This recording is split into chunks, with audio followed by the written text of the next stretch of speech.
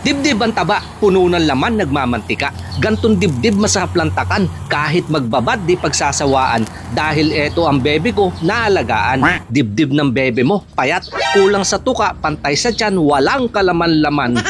Kinuha ang laman, madagdagan dinamay na pababa hanggang hita. Malimit to sa kilawin, unang labas hanggang nagaganap ang katayan. Binudbuhan ng asin, patak ng paminta, lasa ng betsin. Hinimas yung dibdib na malaman sa kasalang sa baga, mapalabas ang bango, maihaw ng bahagya. Hanggang masugba, pagkalabas ng katas, hinango, mapalamigan. Hiniwa ng maliliit, tipid sa damputan. Huwag lang matapat sa tropang ginagawang ulam ang pulutan. Butter tinunaw, gawin nating medyo sosyal. Madaming sibuyas, aroma, pinalabas. Lagay ng karne, bahagyang masangkot siya, mapakatas. Sunod ang siling panigang kasama na ang siling palaban. Hinalo-halo sa kabinudburan ng paminta. Magic sabor sa alat at lasa. Mayonnaise sa ibabaw, pero kung hindi mo hilig, pwedeng gamitan ng utak.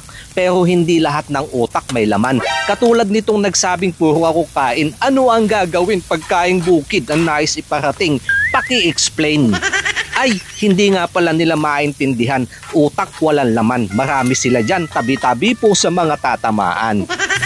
Kalamansi pinigaan, tatapos sa pasarapan. Hanguin na habang nagpuputukan. Sabay buhos ng beer, nagpapawis sa basong naghihintay. Lalamunan, panay na ang lunok, di na makapaghintay. Ibida mo sa tropa, sisling sisig bebe, tuloy ang tagay.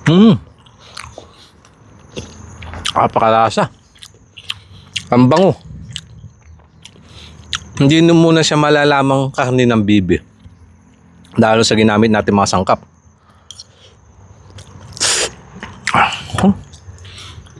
At yung karne po niya, malambot. Bata pa siguro itong nakatay nila. Kaya walang kunat.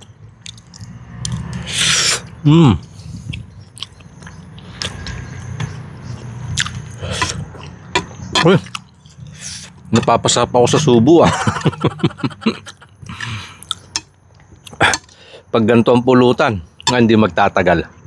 Cheers po mga kanayon.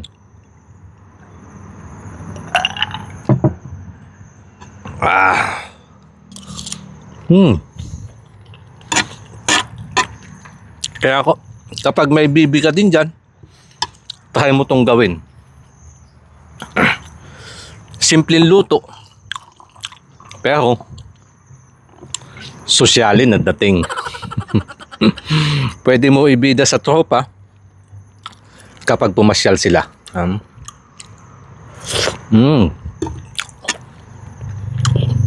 Yabangan mo na sisig na bibe.